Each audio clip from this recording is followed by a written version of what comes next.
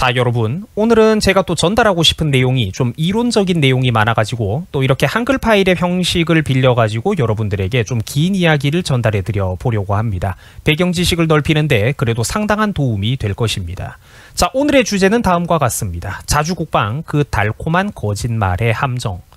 자, 제가 미국과의 관계를 항상 강조하는 이유는 미국과의 동맹이 우리 대한민국 국민들에게 너무나도 커다란 이득을 가져다 주기 때문입니다. 자, 결코 제가 자립시민이 민족적인 자존감이니 이런 달콤한 소리들을 저 역시 모르는 게 아니라는 거죠. 저도 저런 달콤한 이야기들, 좋은 소리들을 왜 저도 모르겠습니까? 다만 우리가 처해 있는 어떤 입장과 현실을 냉정하게 직시해보자라는 것이죠. 자, 한반도의 위치를 우리가 한번 냉정하게 생각을 해봅시다. 이 극동아시아, 대한민국이 처해 있는 이 극동아시아 지역은 미국, 중국, 러시아, 일본 같은 그야말로 세계에서 군사적인 경제적인 힘과 역량이 가장 강력한 나라들이 밀집해 있는 지역입니다. 한국 혼자서는 도저히 버틸 수가 없다라는 것이죠. 우리나라 국민들은 586 정교조의 세뇌 교육과 그리고 또 좌익 세력들의 조직적이고 꾸준한 반일 교육, 미디어 세뇌 때문에 이런 것들에 너무 오랫동안 꾸준히 노출이 되어 있기 때문에 아직까지도 기본 어떤 사고관념이 좌경향으로 이렇게 기본값이 잡혀있는 경우가 많습니다. 디폴트 값이 좌경화가 되어 있어요. 자, 그렇다 보니까 우리나라 국민들은 흔히 일본이라는 나라에 대해서는 유독 만만하게 보고 감정에 사로잡히는 경우가 흔합니다. 저 역시 10여 년 전에 이랬던 적이 있기 때문에 이 세뇌 교육, 미디어 세뇌 교육이 얼마나 무서운지를 저도 뼈저리게 이해를 하고 있습니다. 자, 그런데 여러분, 일본은 절대로 무시할 수가 없는 강력한 경제 대국입니다. 자, 우리는 흔히 영국, 프랑스, 독일, 영프, 독 같은 나라들을 전통적인 서구 열강의 어떤 대표 주자로 귀에 못이 박히도록 많이 들어왔습니다.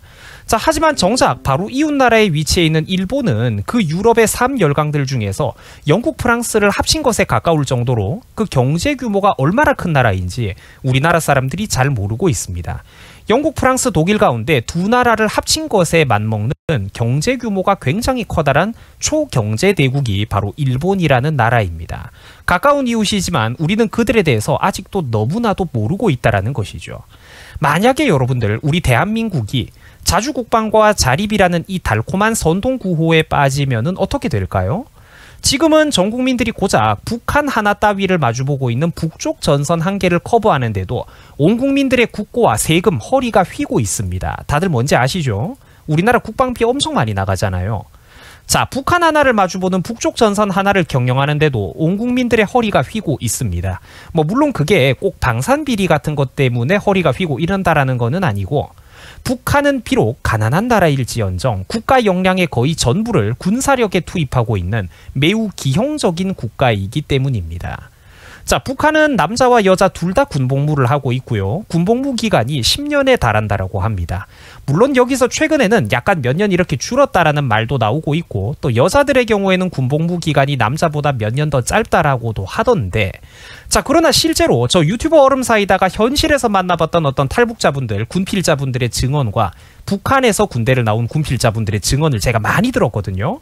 제가 만나봤던 탈북자들의 증언과 진짜 사례, 그리고 실제로 전문가들이 한 번씩 어떤 강연하러 와가지고 펼쳐주는 안보 강연들의 내용을 들어보면은 실제로는 북한에도 사람이 부족하고 행정 시스템이 미비하다 보니까 실제로는 법적으로 정해져 있는 복무기간보다 더 길게 붙잡혀 있다가 나오는 경우가 매우 흔하다라고 합니다. 몇 달에서 1년 가까이씩 길게 복무를 하는 경우가 저는 굉장히 많다라고 이 탈북자분들에게 여러 번 그 얘기를 들었어요. 최소한 몇 달 정도는 간단하게 오바가 되는 것 같더라고. 자, 국민들에게 저렇게 엄청난 희생을 강요하다 보니까 저 가난한 나라가 120만 명이 넘는 어마어마한 재래식 전력을 굴릴 수가 있다라는 겁니다. 그러니까 이런 나라를 상대하려면은 우리나라가 훨씬 부유하고 잘 사는 나라라고 해도 큰 부담이 된다라는 거예요. 왜냐? 우리 대한민국은 사회 여러 가지 분야를 다 같이 함께 챙겨야 되고, 미래 발전은 물론이고 연구개발 같은 것에서도 많은 돈을 투입해야 되는 이런 한국의 입장이라는 게 있기 때문에 국방 하나에만 완전히 올인해가지고 적화통일만 꿈꾸는 북한하고는 다르게 우리 자유대한민국 입장에서는 이게 절대로 가볍게 볼 수 없는 조심해야 되는 적수라는 것입니다. 항상 경계를 해야 됩니다. 자, 그런데 북한의 배후에는 중국이라고 하는 강대국, 초강대국도 함께 버티고 있습니다. 자, 다들 알다시피 이 중국이라는 나라는 흔히 북한을 배후 지원을 하고 있습니다. 당연한 사실이죠. 자, 중국이 왜 북한을 지원하냐면은 한반도가 자유대한민국으로 흡수 통일이 될 경우 미국과 일본의 배후 지원을 받는 이 통일 한반도라는 존재가 중국 입장에서는 상당히 부담스러운 존재이기 때문입니다. 한반도 북쪽에 있는 그런 압록강과 두만강의 그 국경선, 그 백두산 좌우로 쫙 펼쳐져 있는 우리 한반도 대한민국 토끼의 토끼귀, 그 대한민국 북쪽 끄트머리에 그 북한과 중국 사이의 국경선을 한번 생각을 해보세요. 그 전선은 중국의 광활한 전체 국경선 수천 킬로미터에 달하는 전체 국경선과 비교하면은 매우 짧은 지역이지만 몇백 킬로미터밖에 안 되지만 대한민국이 상당히 잘 사는 육군 강국이고 세계적으로 손꼽히는 육군 강국이고 특히 우리 대한민국의 배후로 초강대국인 미국과 일본의 해 공군 전력이 삼강연대를 취하고 있기 때문에 자유대한민국 중심의 통일한반도 국가가 출현할 경우 중국 입장에서는 이거를 절대로 만만하게 볼 수가 없는 부담스러운 지역이 된다라는 겁니다. 중국은 국제적으로 알다시피 고립되어 있습니다. 어떤 그 중화 사상과 패권주의 같은 것 때문이죠. 자기들이 세계 최고라는 어떤 그런 오만한 마인드. 중국은 국제적으로 고립되어 있고 또 몽고, 러시아, 동남아, 인도, 아시아 중부 내륙 지역에 이르기까지 혼자서 광활한 자기네 나라의 360도 국경선을 전부 다 유지를 해야 됩니다. 전부 다 또 육지로 이루어져 있죠. 국경선의 대부분이. 자, 그렇기 때문에 짧은 한반도 전선 우리 한쪽에만 모든 전력을 중국이 집중할 수가 없다라는 거예요. 그래서 자기네 인민들의 어떤 과도한 세금과 노력을 희생해가면서 그 짧은 한반도 전선에서 저부유하고 강력한 한미일 자본주의 3국과 국경선을 맞대고 직접적으로 대면을 하느니 기형적인 국가인 북한을 최소 한도로 목숨줄만 유지시키면서 한반도 지역을 커버해 두는 게 훨씬 더 싸게 먹힌다라는 겁니다.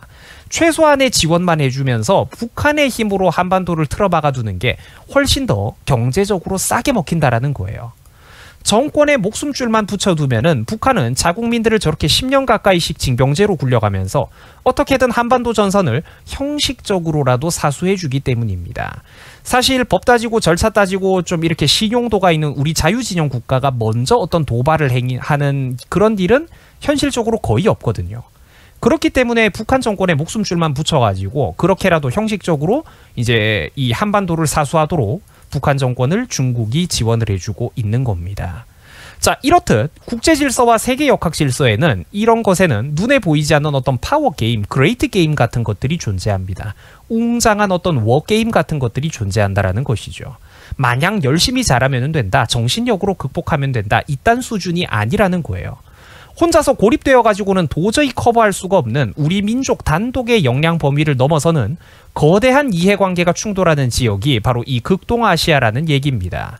당연히 우리나라 입장에서는 최악의 사태, 어떤 무력 도발 같은 사태를 대비하는 데 있어서 미국과 일본이라는 세계에서 가장 부유하고 힘센 나라들의 배후 지원을 안고 가는 편이 훨씬 든든하고 안전하다라는 겁니다. 누구에게? 우리 국민들과 대한민국 안보의 미래에 이런 친구들을 안고 가는 게 훨씬 더 든든하고 안전하다라는 겁니다. 여러분들, 내 남동생이 혹은 우리의 아들들, 조카들이 군복무를 하는데 전쟁이 발발했다라고 한번 쳐봅시다. 자, 그런데 우리의 아들들이 전선을 사수하고 있을 때 10분만 버텨주면은 그 머리 위로 미국의 공군이 출동을 해가지고 전방을 작사를 내줍니다.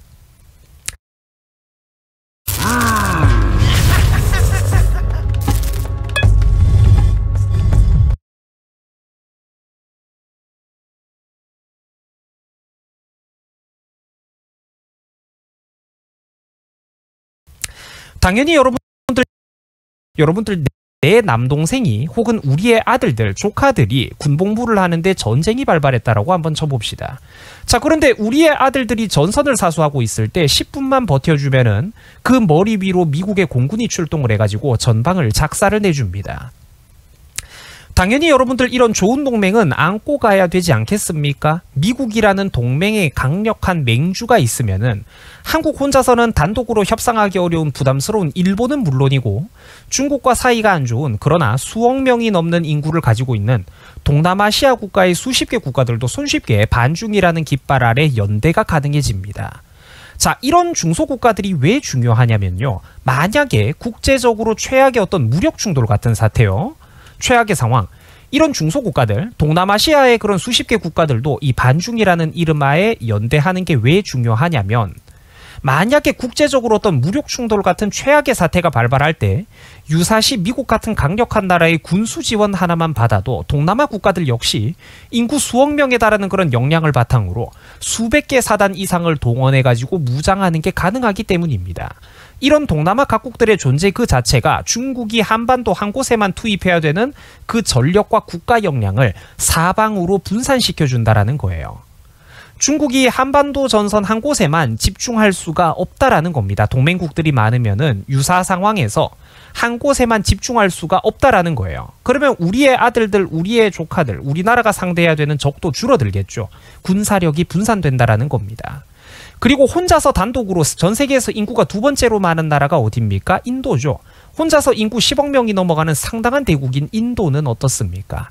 인도 역시 현명하게도 최근에 미국과의 관계를 매우 중요시하면서 기꺼이 자유진영 국가들과 연대를 하고 중국으로부터 자기 나라의 안보를 지키기 위해서 노력을 다하고 있습니다.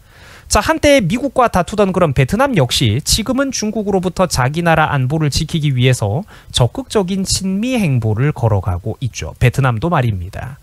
자, 하지만 미국이라는 이런 압도적으로 우세한 맹주의 존재가 없다면은 이 대연대가 어떻게 될까요?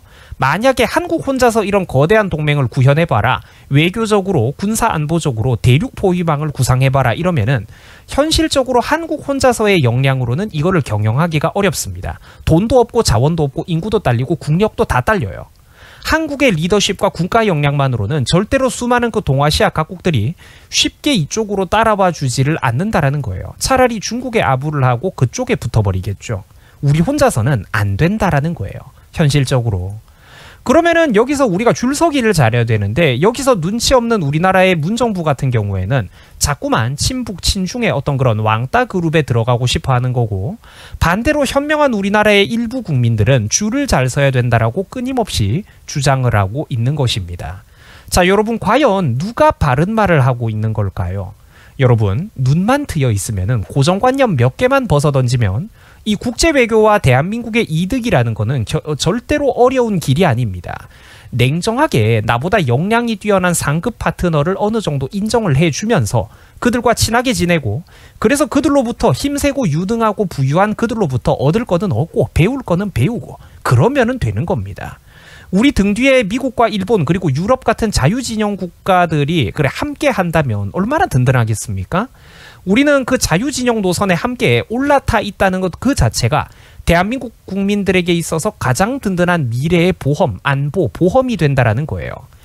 여러분들 최고의 어떤 전략이 뭐라고 합니까? 상대가 아예 강력해가지고 우리를 처음부터 넘보지도 못하게, 엄두도 못 내게 만드는 게 어떤 최고의 방어 전략이라고 하죠. 그게 바로 자유진영 노선에 함께 올라탄다라는 겁니다.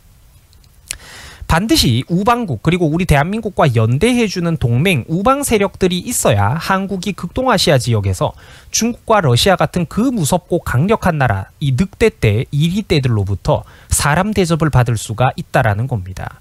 혼자 우리나라가 감히 고립되는 길을 선택하는 순간에, 현실을 직시하지 못하고 고립되는 길을 선택하는 순간에 절대로 대한민국은 존립이 불가능해집니다. 전 국민들이 자기 월급의 50%씩 세금을 갖다 바쳐도 절대로 북부전선은 물론이고 동해, 서해 그리고 일본과 마주보는 남해까지 절대로 대한민국 전체를 둘러싼 360도 전선 4개를 모두 감당할 수가 없어요. 간단한 이치입니다. 그나마 대화가 통하는 이들과 우리는 반드시 손을 맞잡고 연대를 해야 된다라는 겁니다. 거래와 협상이 가능한, 신뢰 가능한 나라들이 있다라는 거예요. 아예 최소한의 대화와 상식도 기대하기 힘든, 툭하면은 양국 간의 어떤 협정과 의정서를 손바닥 뒤집듯이 뒤집어버리는 나라들이 있는가 하면, 그래도 전략적으로 거래와 협상이 가능한, 신뢰 가능한 나라들, 신용, 국가 신용도가 더 높은 나라들이 우리 옆에 존재하고 있다라는 거예요. 그들과 손을 잡아야 된다라는 겁니다. 북중보다는 미일이 훨씬 더 나은 친구입니다. 이거를 왜 모른단 말입니까? 북중보다는 미일이 훨씬 더 나은 친구입니다. 심지어 경제든 기술이든 배워올 것도 너무나도 많은 파트너들이에요. 부유하고 잘난 친구들이 있는데 그들을 왜 굳이 우리의 적으로 만들어야 된단 말입니까? 우리의 현실을 한번 생각을 해보자고요. 바깥에서는 돈 많고 잘 나가는 사람들이 있다 싶으면은 우리가 어떻게든 인맥을 만들어 보려고 많이 애를 쓰죠. 그런데 국제 질서에서는 그거를 모른 채 자주국방, 자립, 민족 자주, 이런 소리들을 멋모르고 떠들어댄다면 그것보다 더 바보 같고 어리석은 경우가 세상에 어디 있겠습니까? 자, 마지막으로 항상 기억하고 여러분들이 조심해야 되는 것이 있습니다. 우리 민족끼리 알아서 하자. 우리 민족 자주적으로 하자. 자주국방 스스로 자립심을 기르자. 자, 이런 말들은 물론 얼핏 겉보기에는 굉장히 좋은 말 같고 그럴듯해 보이기 쉬울 겁니다. 그러나 그 이면에 숨어있는 뒷맥락을 항상 깊고 넓게 살펴보실 줄 아셔야 합니다. 한반도가 어떤 순진한 우리 고등학생들, 대학생 수준 마인드에서 그 달콤한 이론에 뇌가 절여져 말랑말랑한 소리를 해대고 다니면은 그 나라의 미래가 어둡다라는 거예요. 멀리하고 경계해야 되는 나라와 그래도 손을 잡고 협력해야 되는 나라를 제때 구분하지 못하고 21세기 이 무서운 신냉전 시대에서 어설프고 기회주의적인 스탠스를 잘못 취하는 순간 이 나라의 운명은 두 번 다시 돌아오지 못하는 강을 건너가 버리게 될 것입니다. 자, 자유진영이 확실한 입장과 스탠스를 요구할 때 한국도 어쩔 수 없이 양자택일을 해야 합니다. 한국이 자꾸 간보는 짓을 해대다가는 힘센 친구들이 그거를 봐주면서 자꾸 넘어가주고 눈 감아주는 것도 한두 번일 것입니다. 그들의 인내심은 영원하지가 않을 거예요. 한번 잃어버린 신뢰와 신용이라는 것은 두 번 다시 회복하기가 어려우며 수많은 국제정보나 경제적인 교류를 하는 어떤 좋은 자리가 있을 때도 늘 우리나라의 순번은 뒤로 밀려나게 될 것입니다. 좋은 기회가 있어도 우리가 한번 신용과 신뢰를 잃어버리면은 국제적인 그런 강력한 나라들로부터 파트너와 교류를 하는 좋은 자리가 있을 때 늘 우리들의 순번이 뒤로 밀려나게 될 것입니다. 자, 시청해 주셔가지고 대단히 감사드립니다. 여러분 수고하셨습니다.